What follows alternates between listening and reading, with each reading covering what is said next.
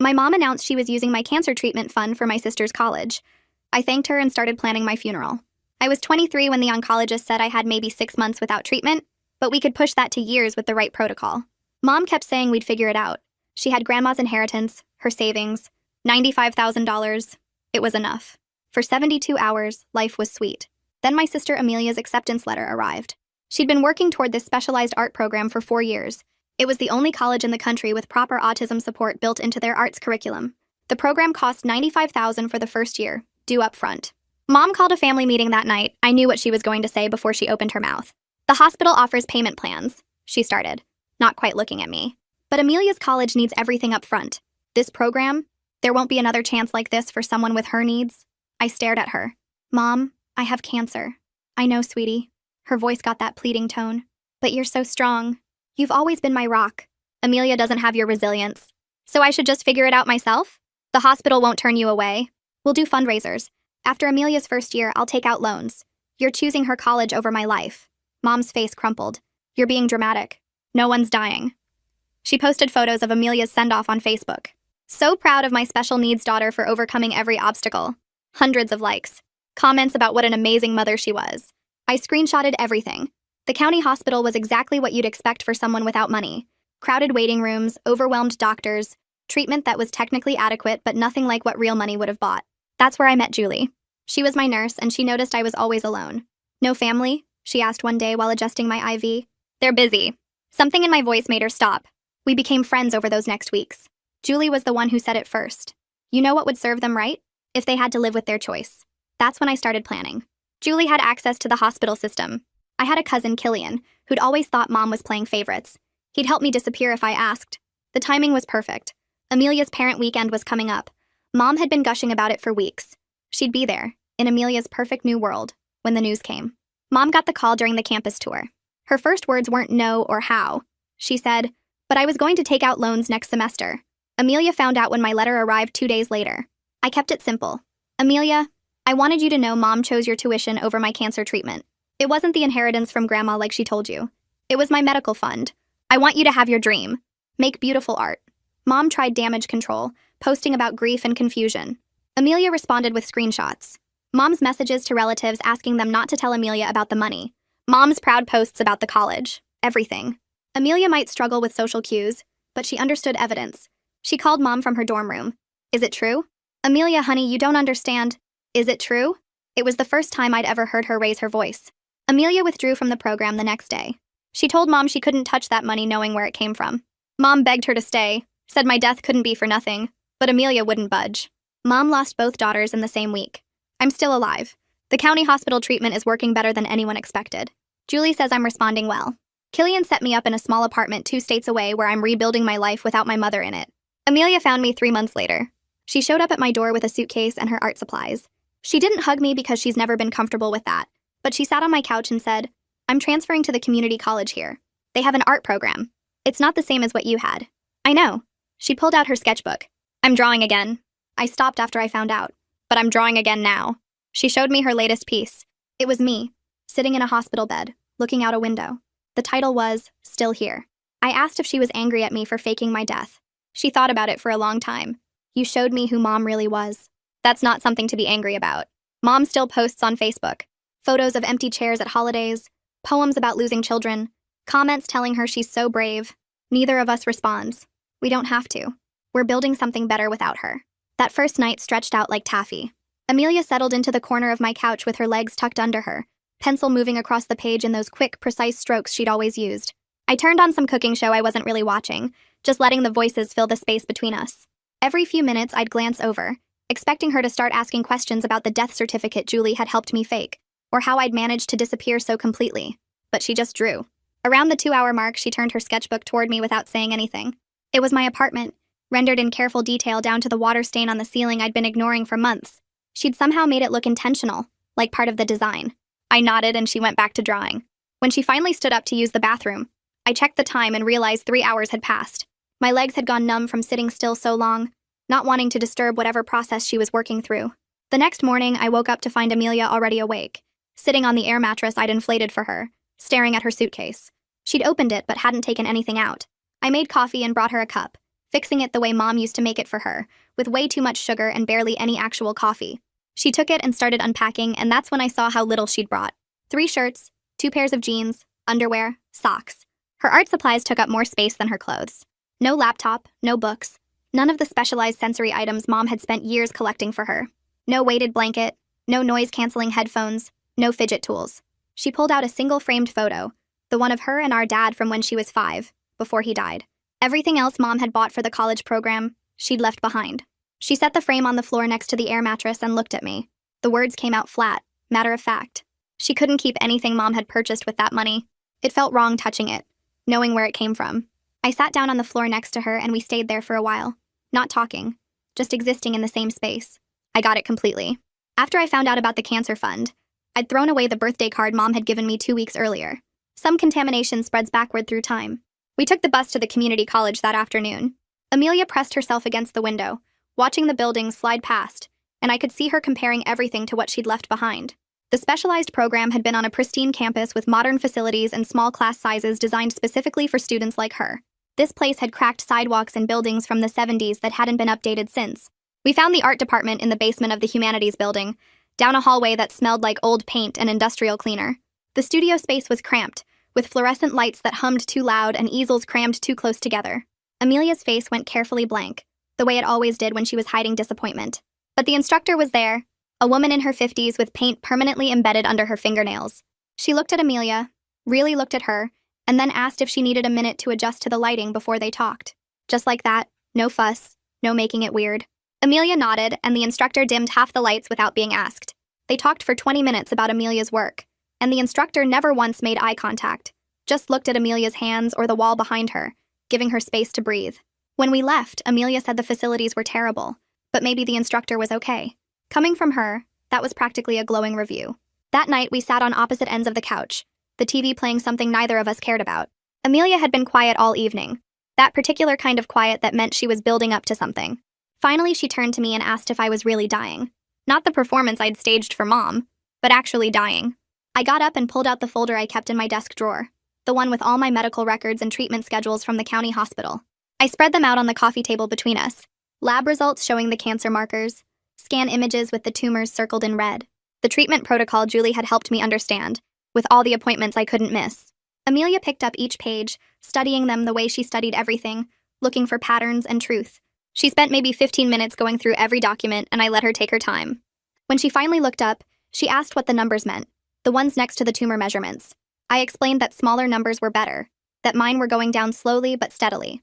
She nodded and carefully put all the papers back in order, lining up the edges perfectly before handing the stack back to me. Then she said she needed to know what was real and what was performance, so she could understand the rules of this new world we were building. I told her everything was real except the death itself. The cancer, the treatment, the money Mom took, all of it real. Just not the ending Mom got to see. My phone rang 2 days later while Amelia was in the shower. Julie's name lit up the screen and I answered expecting a check-in about my next appointment. Instead, she asked whose voice she'd heard in the background when she'd called earlier, and I'd let it go to voicemail. I told her Amelia had found me and moved in. The silence stretched long enough that I checked to make sure the call hadn't dropped. Then Julie asked if I was sure that was safe. What if Amelia told Mom where I was? What if this was some kind of trap? I walked to the bathroom door and heard the water running. Heard Amelia humming something off-key the way she did when she felt secure. I told Julie that I trusted my sister in a way I'd never trusted our mother. Mom had spent 23 years proving she'd sacrifice me for convenience. Amelia had given up her dream program after knowing the truth for one day. Julie made me promise to be careful anyway, to watch for signs that Amelia might crack under pressure and reach out to Mom. I promised, but I knew I wouldn't need to. Some things you just know. Amelia started classes the following Monday. She came home that first day and dropped her backpack by the door with more force than necessary. I was lying on the couch because the treatment made me tired in ways that sleep didn't really fix, and I asked how it went. She sat down on the floor, her back against the couch, and told me the other students treated art class like it was a joke. They showed up late, didn't clean their brushes properly, spent half the time on their phones. One guy had asked her why she was so serious about a basic drawing class. She'd told him that art was her whole life, and he'd laughed like she'd made a joke. I listened while she talked, really talked, about how frustrated she was. This was new. Growing up, Amelia had never complained to me about anything real. She'd tell Mom when something bothered her and Mom would handle it, usually by removing whatever problem existed. But she'd never come to me like this, never trusted me with the actual hard stuff. I told her those other students didn't matter, that she was there to learn and get better, not to make friends with people who didn't understand. She pulled her knees up to her chest and said she missed having classmates who cared as much as she did. I couldn't fix that for her, but at least I could listen. My next cancer treatment fell on a Thursday. I'd been going alone since I moved here, taking the bus to the county hospital and sitting in those plastic chairs for hours while the drugs dripped into my veins. I told Amelia she didn't need to come, that it was boring and depressing and she had class anyway. She looked at me like I'd suggested she skip breathing and said she was coming. She'd already checked the bus schedule. We rode in silence, Amelia clutching her sketchbook against her chest like armor. The waiting room was packed like always, full of people who looked as tired as I felt. Amelia found 2 seats together and pulled out her pencils. For the next 3 hours, while I was hooked up to the IV in the treatment room, she sat in that waiting room and drew. When I came out, woozy and nauseous like always, she showed me what she'd been working on. Portraits of the other patients. An old man with kind eyes. A young woman with a scarf wrapped around her head. A kid who couldn't have been more than 10, playing a game on a tablet while his mom dozed next to him. She'd captured something in their faces. Some shared understanding that you only get when you're all fighting the same invisible war. Having her there made the whole thing feel less lonely, less like something I had to survive alone. We fell into a routine after that. Amelia left for classes in the morning while I rested, trying to rebuild my strength between treatments. She'd come home in the afternoon and we'd cook dinner together, or at least our version of cooking. She needed her food separated, nothing touching, and she had specific textures she couldn't handle. I learned to make her plate first, arranging everything in its own section, before fixing mine. She didn't like it when I made a big deal about accommodating her needs, so I just did it without commenting. We'd eat in front of the TV, watching whatever show she'd picked out. Then she'd do homework while I dozed on the couch, and we'd both go to bed early because we were both exhausted in different ways. On weekends, we'd go to the library where it was quiet, and Amelia could draw without the noise of the apartment complex bothering her. It wasn't much of a life, but it was ours, built on honesty instead of performance. Killian showed up on a Saturday morning with his truck full of groceries. He knocked 3 times, our agreed-upon signal so I'd know it was safe to open the door. He hauled in bags of rice and pasta and canned goods, enough to feed us for weeks. Then he sat at my kitchen table and asked how I was managing financially. His face had that worried look, the one that meant he'd been running numbers in his head and didn't like what he'd calculated. I pulled out my notebook where I tracked every dollar, showed him my careful budget. I had the small savings I'd managed to hide before faking my death, maybe $3,000 that Mom hadn't known about. My treatment was on a payment plan that took most of my disability check each month. Rent was cheap because the apartment was small and kind of run down. Amelia was surviving on what she'd saved from birthday money over the years, maybe $500. I showed him Amelia's job application to 3 different places, all submitted that week. Killian studied my numbers and then added $100 in cash to the grocery money he'd already spent. He told me to call him if things got tight, that he'd help however he could. I hugged him because he'd been there when I needed to disappear, and he was still there now, making sure I stayed disappeared and alive. Amelia got hired at an art supply store the following Tuesday. She came home with the news delivered in her usual flat tone, but I could see the relief in her shoulders. The store specifically recruited workers who were neurodivergent, and her boss had been clear during the interview about what accommodations were available. When she needed to step away from customers because the social interaction got overwhelming, she could go organize inventory in the back room. When the store got too loud or bright, she could take breaks in the office where it was quieter and darker. They were paying her $2 above minimum wage and giving her 20 hours a week, scheduled around her class times. She started that weekend, and when she came home after her first shift, she told me about the inventory system she'd already started improving. The store had been organizing supplies by brand, but Amelia had suggested organizing by type and then color within each type. Her boss had loved the idea and told her to implement it. She was good at finding patterns and creating order, and finally she had a job that valued that, instead of trying to force her into being something she wasn't. I watched Amelia get quieter over the next few weeks, checking her phone less and less but never quite relaxing. One evening she came home from her shift at the art store and sat on the couch without taking off her jacket. She pulled out her phone and held it toward me without saying anything. The screen showed a wall of text messages from Mom, 17 of them sent over the past 3 days. I took the phone and started reading. The first few were apologies, all about how Mom never meant to hurt anyone and just wanted what was best for both her daughters. Then they shifted to accusations, saying Amelia abandoned her own mother in her darkest hour and didn't even care that she was grieving. The last few were pure guilt, talking about how Mom sacrificed everything for Amelia's whole life, and this was how she got repaid. I could see the way Amelia's shoulders hunched forward, how she was staring at the carpet instead of looking at me. She'd been carrying this around for days, reading these messages over and over, letting them burrow into her brain. I handed the phone back and asked if she wanted to block the number. Amelia nodded but then stopped, her hand frozen halfway to taking the phone. She asked if we could save the messages first, keep them as proof of what Mom was really like. I understood that need, the way Amelia's mind worked in facts and evidence, how she needed documentation to feel certain about her choices. We spent the next hour screenshotting every message, organizing them by date and type of manipulation. Amelia created a folder on her phone and labeled it, "Why I Left," then backed everything up to the cloud. Only after we'd saved every word did she let me show her how to block Mom's number. She watched me do it and then took the phone back, staring at the blocked contact screen for a long time. She told me she felt like she was cutting off her own arm, even though she knew it was the right thing to do. I didn't try to tell her it would get easier because I wasn't sure that was true. My next appointment at the county hospital happened 3 days later. The oncologist did her usual checks, looking at my chart and asking about symptoms and side effects. Then she leaned back in her chair and said something I wasn't expecting. She told me my treatment progress was really good, better than she'd hoped when we started. But what surprised her more was how different I seemed, how my whole attitude had changed from those first visits. She asked what was different in my life, if I'd started therapy or joined a support group. I didn't tell her the truth, didn't explain that I finally had someone who chose me over what was easy. I just said things at home were better now, more stable. She nodded like she understood and made a note in my chart. The whole drive home I kept thinking about that word she used, different, and how strange it was that dying alone felt worse than dying with someone who actually cared. Amelia's classes at the community college started getting harder for her to manage. She'd come home stressed, pacing around the apartment and flapping her hands in that way she did when things felt too chaotic. The specialized program she'd left had been built for brains like hers, with predictable schedules and clear expectations, and professors who understood when she needed things explained in specific ways. Community college was just regular chaos, professors who changed assignment dates without warning, and classrooms that were too loud, and group projects with people who didn't understand why she couldn't just go with the flow. I started helping her create visual schedules, printing out weekly calendars and color-coding her classes and work shifts and treatment appointments. We bought a big whiteboard for the kitchen wall and mapped out her routines, what time she needed to leave for school, and when she should eat lunch and how long her homework usually took. It wasn't perfect, but it helped, gave her brain the structure it needed to function without falling apart. She told me it made the world feel less like it was spinning out of control, more like something she could predict and handle. Killian called on a Saturday morning to tell me a letter had arrived at his place, forwarded from my old address. He opened it because we'd agreed he would screen anything that came through, make sure it was safe before passing it along. His voice got tight when he told me it was from Mom. She'd written 3 pages about how she knew I was alive, how she'd figured out that I faked everything. The letter said she was going to report me for fraud if I didn't come home immediately and fix this mess I'd created.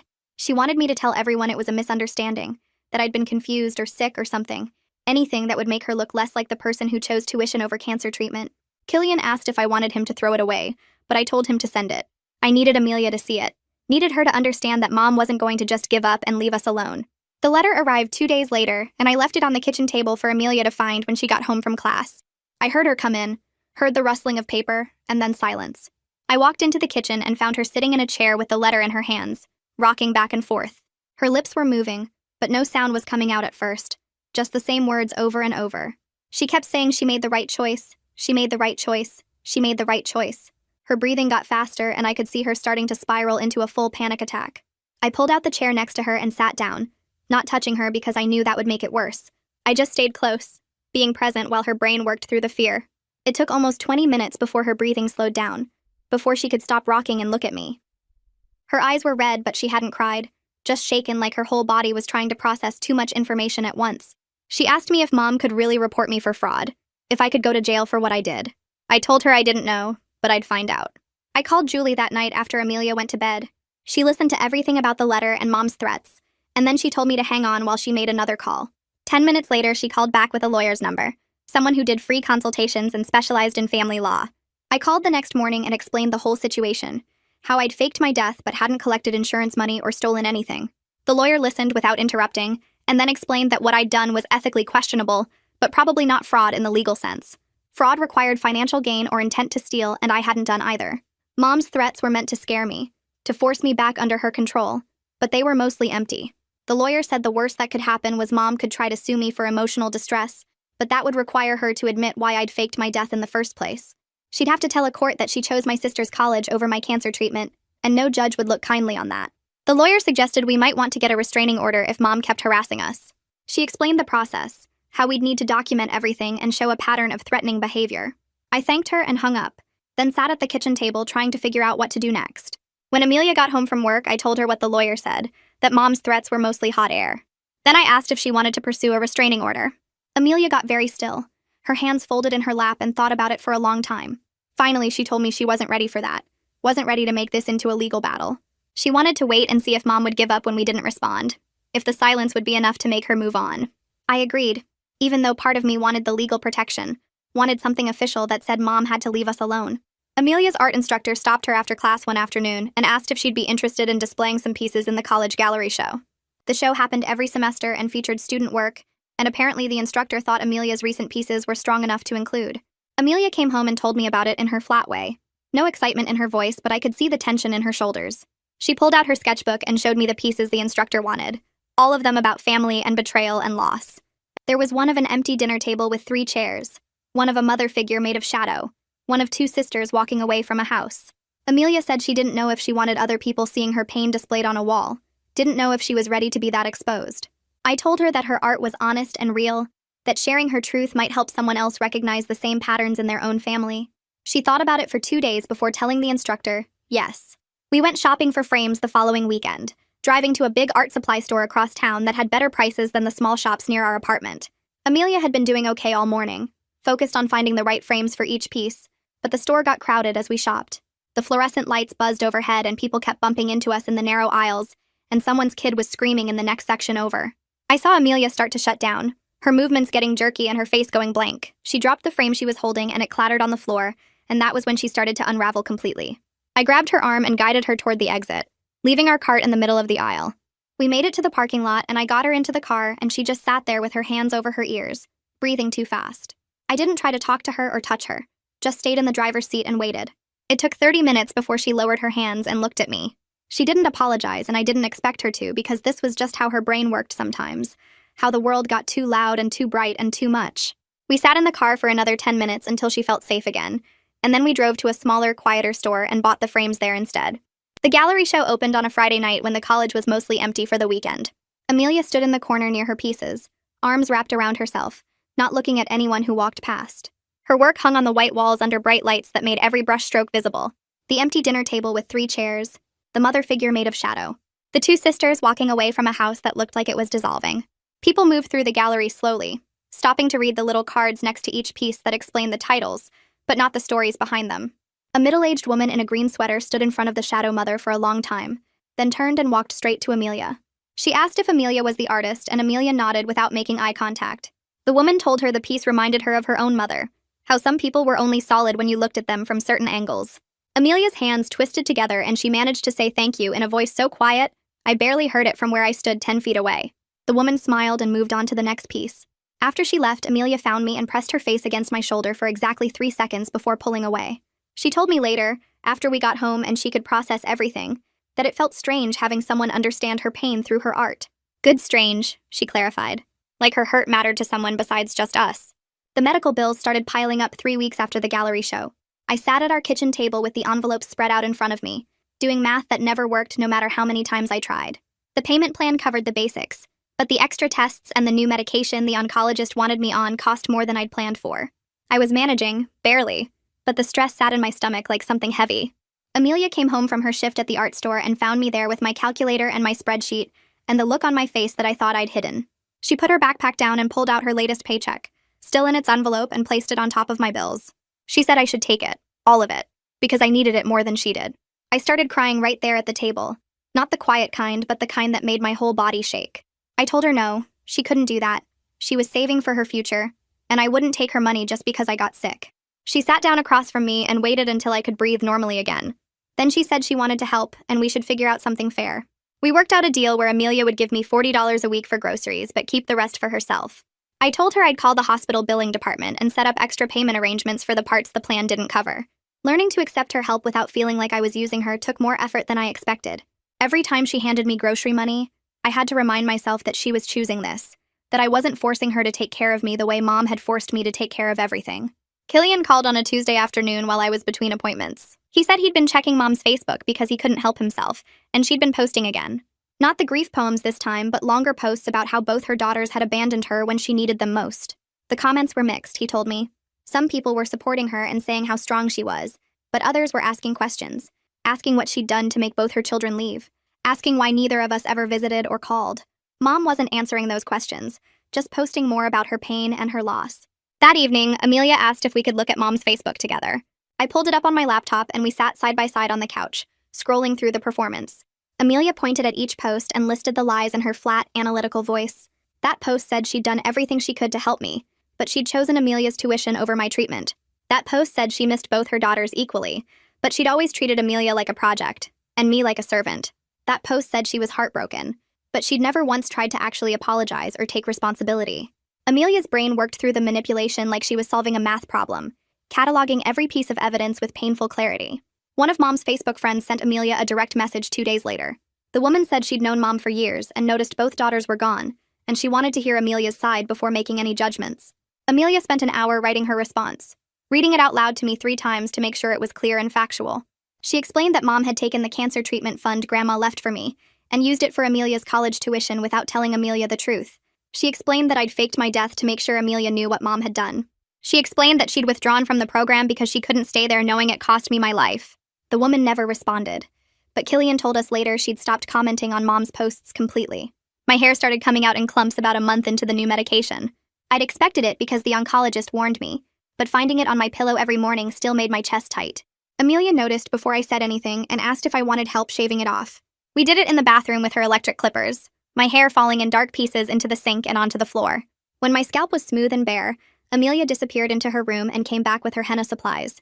She spent 2 hours drawing patterns across my head, flowers and vines and geometric shapes that turned something scary into something beautiful.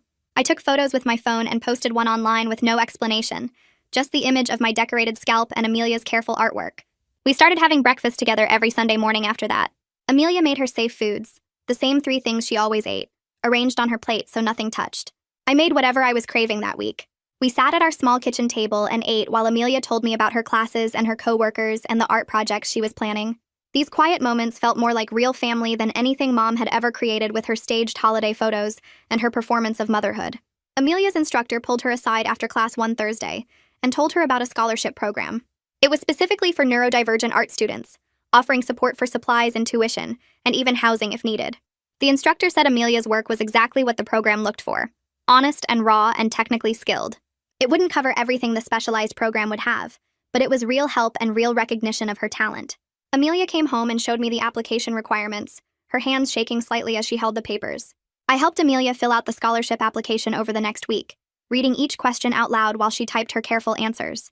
She worked on her portfolio pieces late into the night, rearranging them in different orders and asking me which sequence told the best story. The application required a personal statement about her journey as an artist, and she wrote 17 drafts before she felt ready to submit. I read every version and told her the truth each time, that her words were getting clearer and more honest with each attempt. When she finally clicked submit, her hands were shaking so hard I had to reach over and press the button for her. The museum opened early on Wednesday mornings for people who needed quiet hours, and Amelia found the schedule online after the scholarship acceptance email arrived.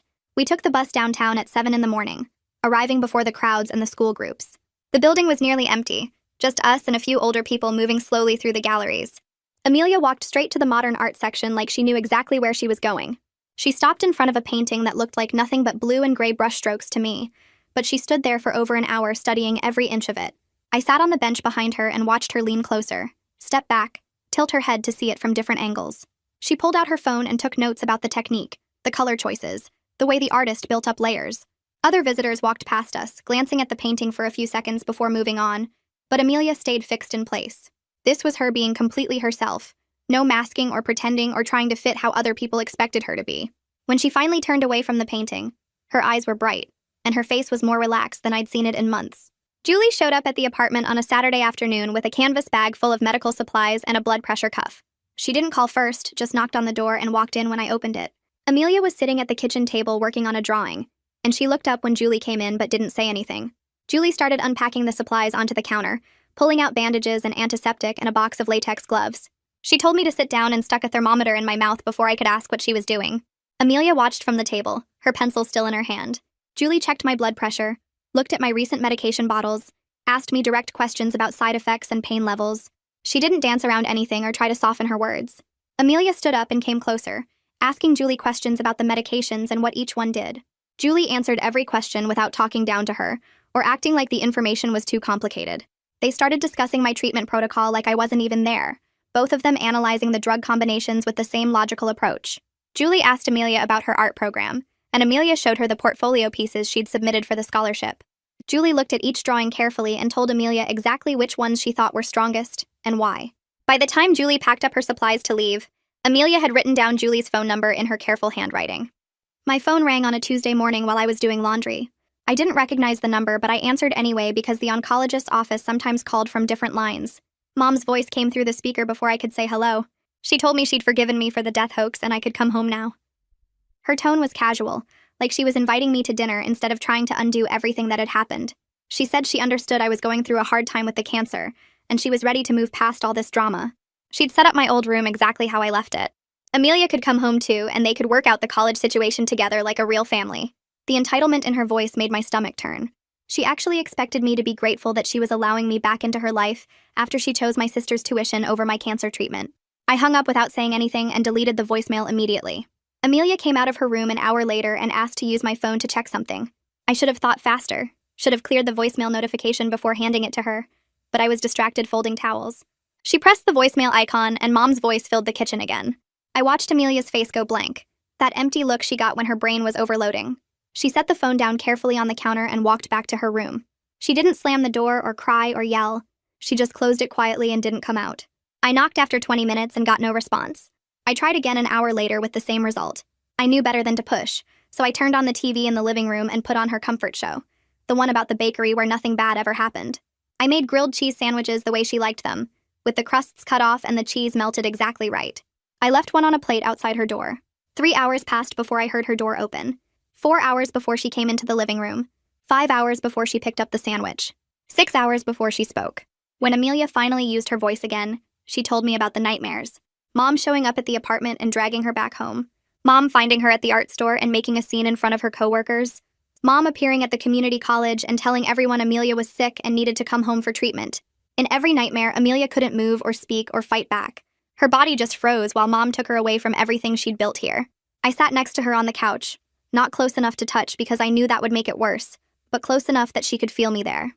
I told her I would never let Mom take her anywhere she didn't want to go. We talked about safety plans, about what to do if Mom actually showed up. Amelia wanted to know if Mom could legally force her to come back, and I explained that she was an adult and could make her own choices. We looked up information about restraining orders together on my laptop. Amelia took notes in her careful handwriting, creating a list of steps we could take if Mom escalated. By the time we finished, it was past midnight, and Amelia's hands had stopped shaking. The cancer screening 2 weeks later showed numbers I didn't expect. The oncologist pulled up my charts on the computer screen and used words like remission possibility for the first time since my diagnosis. The treatment was working better than anyone predicted. My cell counts were improving, the tumor markers were down, my body was actually responding instead of just surviving. I sat in the exam room after the oncologist left and cried into my hands. I called Killian from the parking lot and couldn't get words out for the first 2 minutes. He kept asking if I was okay, if something was wrong, and I finally managed to tell him the news was good. When I got home, Amelia was waiting at the kitchen table with her art supplies spread out. She'd already started drawing before I said anything, like she somehow knew. The picture showed me wearing a superhero cape, standing on top of a building with my arms raised. She titled it, "Still Fighting," and taped it to the refrigerator. The acceptance letter from the Summer Art Intensive program arrived in a thin envelope that didn't look important. Amelia opened it while standing at the mailbox and read the first line 3 times before she believed it was real. The program focused on supporting artists with autism and other developmental differences, teaching advanced techniques in a structured environment. 6 weeks fully funded, including housing and supplies. She'd be working with instructors who understood how her brain processed visual information differently. When she showed me the letter, her hands were shaking the same way they had with the scholarship application. This was the kind of opportunity she'd lost when she left the specialized college program. I told her she had to accept it, and she nodded slowly, already making mental lists of what she'd need to prepare. We spent the next 3 weeks getting ready for the intensive. Amelia made lists of everything she needed to pack and checked them over and over, adding items and crossing things out and rewriting the whole thing when her handwriting got too messy. She organized her art supplies by type and color, labeling each container. She researched the program location and mapped out the building layout from photos online. She practiced introducing herself to new people in front of the bathroom mirror. I helped her pack her suitcase 4 different times because she kept deciding she'd done it wrong. The night before she left, she couldn't sleep and came into the living room at 2 in the morning. She asked me if I regretted faking my death now that I knew how much it hurt her. I thought about lying, about telling her I regretted everything, but she deserved the truth. I told her I regretted that she got caught in the blast, that she had to learn about Mom's choice in such a brutal way, but I didn't regret exposing what Mom had done. She sat with that answer for a long time before going back to her room. The apartment felt wrong after Amelia left for the intensive. Her careful routines were gone, the way she arranged her art supplies on the kitchen table every evening, the sound of her pencil scratching on paper late at night. I'd gotten used to working my schedule around her needs, making sure I was quiet during her focus time, keeping the TV volume low when she needed to decompress. Now the space was too quiet and too empty. I realized somewhere along the way she'd stopped being my responsibility and became my family in the truest sense, not because we shared blood or history, but because we chose each other every single day. The first photo arrived 3 days after Amelia left. She'd taken a picture of a charcoal drawing she was working on, some kind of abstract face with sharp angles and soft shadows. The text underneath said, Day 3, working on portraits. That was it. No emoji, no extra words, just the facts. 2 days later, another photo came through. This one showed her sitting at a long table with other artists, all of them bent over their work. She'd captioned it, Group Session. Everyone here gets it. I stared at that photo for a long time, zooming in on her face. She looked focused but not stressed, which was different from how she usually looked in group settings. The messages kept coming every few days. Made a friend named Maya. She does sculpture. Then a picture of a clay piece that looked like twisted roots. Instructor says my line work is getting stronger. A close-up of pencil marks on paper. We went to a gallery today. I didn't have to leave early. The texts were getting longer. By the second week, she was sending full paragraphs about color theory and negative space, explaining techniques in detail like she wanted me to understand her process. I saved every single message and photo in a folder on my phone. The apartment felt too quiet without Amelia's routines filling the space. I woke up at 7 out of habit, forgetting she wasn't there to make her careful breakfast. The kitchen table looked wrong without her art supplies spread across it. I tried to fill the time with TV and reading, but everything felt like I was just waiting for her to come back. That's when I called the number on the card the social worker had given me months ago. The therapist's office was in a strip mall between a nail salon and a pizza place. Her name was Dr. Brooks, and she had gray hair pulled back in a bun. She didn't waste time with small talk. I told her about faking my death, about Mom, about Amelia living with me now. She wrote things down in a notebook and asked questions that made me uncomfortable. Why did I think faking my death was the only option? What did I want Mom to feel when she found out? Did I consider how it would affect Amelia before I did it? I wanted to defend myself, to explain that Mom deserved it. But Dr. Brooks just kept asking questions. By the end of the session, I felt raw and tired. She scheduled me for next week and told me to think about whether I actually wanted to change or if I just wanted someone to tell me I was right. I went back the next week, and the week after that. Dr. Brooks didn't let me get away with anything. She made me look at the parts of the plan I didn't want to examine. Yes, Mom made a terrible choice. Yes, I deserved better. But faking my death wasn't just about exposing Mom. It was about punishing her in the worst way possible. Dr. Brooks asked me what I thought Amelia felt when she got my letter. I told her Amelia understood why I did it. Dr. Brooks raised her eyebrows and asked if understanding something was the same as not being hurt by it. That stuck with me for days. During our 4th session, Dr. Brooks said something that made my chest tight. She told me I could believe 2 things at once without one canceling out the other. I could acknowledge that what I did caused real harm to Amelia while still believing Mom's choice was wrong. Both things could be true. I didn't have to pick one truth and pretend the other didn't exist. That felt like permission to stop defending myself so hard, to admit that maybe I hurt someone I loved while trying to hurt someone I didn't. Killian called on a Tuesday morning and asked if I was still looking for work. He'd been talking to someone at his company about remote positions. They needed people to do data entry, basic stuff that didn't require being in the office. The pay wasn't great, but it was something. He sent me the application link and I filled it out that afternoon. 2 weeks later, I had a video interview with a woman who barely looked at the camera. She asked if I could work 20 hours a week and if I had reliable internet. I said yes to both. She hired me on the spot. The work was exactly as boring as it sounded. I logged into a system and transferred information from scanned documents into spreadsheets. Names, dates, numbers. It took about 3 seconds per entry and I did hundreds of them every shift. But it was mine. Money I earned that wasn't from Killian's charity or Amelia's guilt. My first paycheck was $280 after taxes. I bought groceries without checking my bank account first, and it felt like winning something. Amelia came home on a Saturday afternoon. Killian drove her because she had too much stuff to manage on the bus. I heard them coming up the stairs, Amelia giving directions about which bag to carry first. When she walked through the door, she looked different. Not in an obvious way. Her hair was the same, her clothes were the same. But something in how she held herself had shifted. She set her bags down and looked around the apartment like she was seeing it fresh. Then she started unpacking without me asking if she needed help. She told me about the intensive while she put her art supplies back in their usual spots. The instructors had pushed her to try new techniques she'd been avoiding. She'd worked with oil paints for the first time and hated how long they took to dry, but the depth of color was worth it. She'd made friends with 2 other artists who understood what it was like when sounds got too loud or lights got too bright. One of them had taught her a trick for handling overwhelming situations at galleries. She talked more in that first hour than she usually did in a whole week. I sat on the couch and listened, watching her move around the space with new confidence. She didn't ask permission to rearrange her corner of the living room. She just did it, setting up her easel in better light. The piece she'd made for her final project was wrapped in brown paper. She unwrapped it carefully on the kitchen table, smoothing out the corners. It was a self-portrait, her face split down the middle. The left side was in shadow, features barely visible, eyes downcast. The right side was in full light, eyes looking straight ahead, jaw set. The contrast was stark, but not harsh. She'd titled it, "Choosing Truth," in small letters at the bottom. I asked her what it meant, and she thought about it for a minute. She said the shadow side was who she'd been when she believed Mom's version of everything. The light side was who she was now that she knew the truth. Neither side was better or worse. They were just different versions of the same person. We found a frame at the art supply store where she worked. It cost $40, which felt like too much, but Amelia insisted on paying for it herself. We hung it in the living room above the couch where we could both see it every day. Sometimes I caught her looking at it with this expression I couldn't quite read. Not pride, exactly. More like recognition. Mom's Facebook posts had changed. She wasn't posting pictures of empty chairs anymore. Now it was long paragraphs about sacrifice and ungrateful children. How she'd given everything to her daughters and they'd thrown it back in her face. How she'd made impossible choices and no one appreciated how hard it was to be a mother. The comments were different too. Fewer people responded, and the ones who did were starting to ask questions. What happened exactly? Why did both girls leave? Some of Mom's friends had stopped commenting entirely. Amelia noticed it first. She was scrolling through her phone one evening and said Mom's friend Carol had unfollowed her. Carol had been commenting on every post for years, always with heart emojis and supportive messages. Now nothing. Then Amelia found out 2 more of Mom's friends had done the same thing. We didn't celebrate it or anything. It just was. Mom's performance was losing its audience one person at a time. Maya was the sculptor Amelia had mentioned in her texts. They'd stayed in touch after the intensive video chatting a few times a week. I'd hear Amelia laughing from her room, which was still new enough to make me stop and listen. One night, Amelia came out of her room and sat on the couch next to me.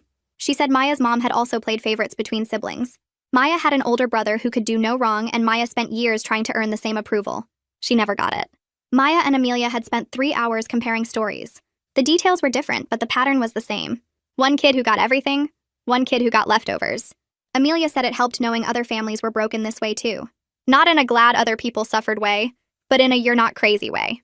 She'd spent so long thinking maybe she was the problem. Maybe she was too difficult. Maybe Mom was right to prioritize the easier daughter. Talking to Maya made her see that the problem wasn't her. The 1-year cancer-free milestone snuck up on me. I'd been so focused on just getting through each day that I hadn't been counting. My oncologist mentioned it during a routine appointment. She said my scans looked good, my blood work was stable, and I'd officially made it a full year. I called Julie right from the parking lot. She screamed so loud I had to hold the phone away from my ear. She said she was driving up that weekend and we were celebrating whether I liked it or not. Saturday afternoon, Julie showed up with a cake that said, "Still here," in blue icing. Killian came over with beer and pizza. Amelia hung streamers in the living room even though she usually hated decorations. We sat around the apartment eating cake and talking about nothing important. Julie told stories about terrible patients at the hospital. Killian complained about his boss. Amelia showed everyone her new sketches. It was small and quiet and perfect. For the first time since my diagnosis, I let myself think maybe I'd actually survive this. Not just the cancer, but everything that came with it. Amelia didn't tell me about the competition. She'd been working on a new piece for weeks, staying up late in her room with the door closed. I'd hear her moving around in there, the scratch of pencil on paper, occasional frustrated sounds when something wasn't working. When I asked what she was making, she just said it was for her portfolio.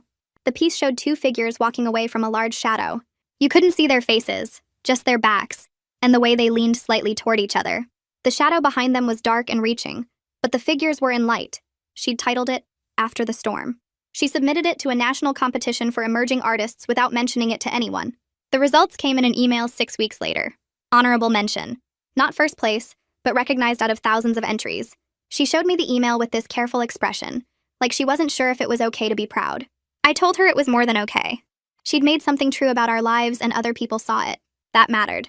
The email from the state university arrived 3 days after the competition results went public. Amelia opened it on her phone while eating breakfast, and read it twice before showing me the screen. They were offering her a partial scholarship for their art program, with full disability support services built into the curriculum. The scholarship covered 60% of tuition and fees. It wasn't the specialized program she'd lost, but it was real, and it was hers based on her own work. She asked me if I thought she should accept it. I told her we should look at everything together before deciding. We spent that evening on my laptop researching the university. The art program had good reviews and recent graduates were getting into decent galleries. The Disability Services Office had an actual staff instead of one overworked coordinator. They offered sensory-friendly housing options and academic support specifically designed for autistic students.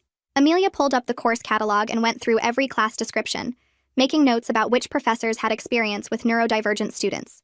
She looked at campus maps and building layouts, planning routes that would avoid the most crowded areas during class changes.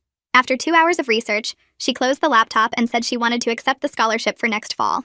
That gave her another full year living with me, taking community college classes and working at the art supply store while we both kept healing. I told her that sounded like a good plan. The letter from Mom arrived the following week. Killian called first to warn us it was coming. He said Mom had tracked down his address again and sent a thick envelope with both our names on it. He'd opened it to make sure it wasn't anything dangerous or legal before forwarding it to us. The letter was 4 pages long, handwritten on Mom's good stationery. She started by saying she'd been in therapy for 3 months, and her therapist had helped her understand how her actions had hurt us. Then she spent the next 3 pages explaining why she'd made the choices she did and how we needed to understand her perspective. She said she'd been trying to do what was best for everyone, and nobody appreciated how hard it was to be a single mother making impossible decisions. She wrote that she forgave us for abandoning her, and she was ready to work on rebuilding our relationship if we were mature enough to meet her halfway. The last paragraph said she missed us and wanted us to come home for Thanksgiving, so we could start fresh as a family. Amelia read the letter 3 times and then handed it to me without saying anything. I could see her hands shaking slightly. I read through Mom's letter looking for an actual apology and found none. Every sentence that started like an apology turned into an excuse or an explanation of why she'd had no choice. She never once said the words, "I was wrong," or acknowledged that taking my cancer fund was a betrayal. Instead, she talked about how difficult her position had been and how much she'd sacrificed over the years. She mentioned her therapy like it was proof she'd done the work, but nothing in the letter showed she actually understood what she'd done to us. The whole thing read like she wanted credit for feeling bad without taking responsibility for her actions. Amelia asked if we should respond, and I said we should think about it first. That night, Amelia got out her sketchbook and started writing instead of drawing. She wrote for over an hour, filling page after page with small, neat handwriting. When she finished, she asked if I wanted to read it. The letter she'd written explained everything Mom had done wrong in careful detail. She wrote about finding out that Mom had lied about the money being from Grandma's inheritance when it was actually my medical fund. She described the moment she understood that Mom saw her as a burden to manage instead of a person to love. She listed every time Mom had posted about her on Facebook like a prop for sympathy, instead of treating her like a real daughter with her own thoughts and feelings. She wrote that she couldn't have a relationship with someone who would choose one daughter's college over the other daughter's cancer treatment and then expect gratitude for it. The letter was clear and logical and completely honest about why she couldn't trust Mom anymore. When I finished reading it, Amelia asked if I thought she should send it. I told her she should do whatever felt right for her own closure. She folded the letter carefully and put it in a drawer and said she didn't think she'd send it after all, but writing it had helped her understand her own feelings better. My oncologist appointment the next week brought good news. My blood work looked stable and my scans were clear enough that she wanted to shift my treatment protocol to maintenance mode. That meant fewer appointments and less aggressive medication. I'd still need regular monitoring, but I could start living more like a normal person instead of a cancer patient. She said I was responding better than she'd expected given the limitations of county hospital treatment. I asked what maintenance mode meant practically, and she explained I'd come in every 3 months instead of every month, and I could start thinking about things like going back to work or school if I wanted. The news felt huge, but also scary because I'd gotten used to the structure of constant appointments. I called Julie from the parking lot, and she screamed so loud I had to hold the phone away from my ear. She said this was exactly what we'd hoped for when we started treatment, and I should celebrate instead of worrying about what comes next. That same week, I signed up to volunteer at the County Hospital Cancer Support Group. The social worker who ran it remembered me from my early treatment days and said they needed someone who understood the system to help newly diagnosed patients. I'd be there twice a month answering questions about payment plans and medication assistance and how to navigate the bureaucracy when you didn't have money. My first session was awkward because I wasn't sure what to say, but then a woman asked about getting treatment without insurance and I knew exactly how to help her. I showed her which forms to fill out and which office to visit, and how to talk to the financial counselor to get the best payment arrangement. By the end of the session, 3 different people had thanked me for making the process less confusing. The social worker asked if I could come every week instead of twice a month, because patients responded better to advice from someone who'd actually been through it themselves. Amelia and I started having Friday art nights after I began volunteering. She'd set up her supplies on the kitchen table and teach me basic watercolor techniques while I tried not to make a complete mess. My paintings were terrible, all muddy colors and weird proportions, but Amelia never criticized them. She'd look at whatever disaster I'd created and find something nice to say about the color choices or the brushwork. She called my worst attempts abstract and said they had interesting energy. It wasn't really about learning to paint, though. It was about spending time together doing something she loved, watching her get excited about explaining why certain colors work together, or how to control water on paper. Those Friday nights became something I looked forward to all week. Just the 2 of us sitting at the table creating things while music played in the background. Killian stopped by one Friday evening and found us covered in paint. He'd brought pizza and stayed to watch Amelia try to teach me perspective, which was not going well. After she went to bed, he told me that some extended family members had been asking about us. Apparently, word had gotten around about what really happened with Mom and the cancer fund, and several relatives wanted to reach out but weren't sure if we'd want contact. He had a list on his phone of people who'd asked about us. I recognized most of the names but couldn't remember the last time I'd seen any of them. Killian said some of them were genuinely concerned, and others were probably just nosy, but a few might be worth talking to if we wanted family connections that didn't involve Mom. Amelia and I spent the next few days going through the list together, talking about which relationships might be worth rebuilding, and which people were too connected to Mom to be safe. We decided to reach out to our aunt on Dad's side. She'd always seemed kind at family gatherings, but had drifted away after Dad died when we were young. I found her email address through social media and sent a careful message explaining what had happened and asking if she'd be willing to talk. She responded within hours saying she was glad to hear from us and horrified when she learned the full story. She apologized for not being more present in our lives after Dad passed away, saying she'd thought Mom wanted space and hadn't realized how isolated we'd become. She wrote that she'd always wondered about us, but Mom had made it clear she didn't want Dad's family involved in raising us. She asked if she could visit sometime to reconnect and maybe share some stories about Dad that we might not remember. Amelia read the email 3 times and then asked if I thought our aunt was being honest.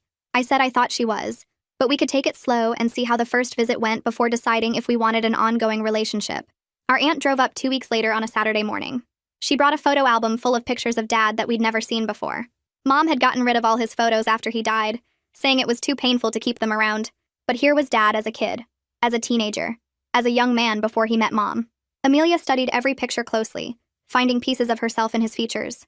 They had the same eyes and the same way of holding their shoulders slightly hunched when they were thinking. Our aunt told stories about Dad's childhood and his love of art, how he'd wanted to be an illustrator before he became an accountant to support his family. She said he would have been so proud of Amelia's talent and determination.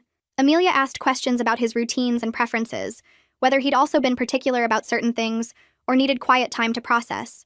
Our aunt said Dad had definitely had his quirks and sensitivities, though nobody called it autism back then. Watching Amelia connect with this part of her history, I realized Mom had erased Dad from our lives along with everything else she wanted to control. She'd taken away our chance to know where we came from and who we might have been if we'd grown up with his influence instead of just hers. The apartment lease renewal notice came in the mail that same week. I'd been in this place for over a year now, long enough that it felt like home instead of just a hiding spot. But it was small, and Amelia's art supplies were taking over the living room because she didn't have proper space to work. We talked about whether we should renew or look for something bigger.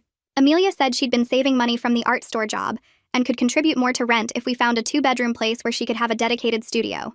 Looking at apartment listings together felt like planning a real future, instead of just surviving day to day. We found a place 3 blocks away with good natural light and enough space for Amelia to spread out her work. The rent was higher but manageable with both of us contributing. Signing a new lease together felt like a commitment to our future as sisters and chosen family, proof that we were building something that would last beyond just getting through the immediate crisis of what Mom had done to us. Moving day came with boxes stacked against the walls, and Amelia's careful system for labeling everything by room and priority. She'd color-coded each label, green for immediate unpacking, yellow for soon, red for whenever we got around to it. I watched her organize the moving truck with the same focus she brought to her artwork, making sure nothing fragile touched anything heavy.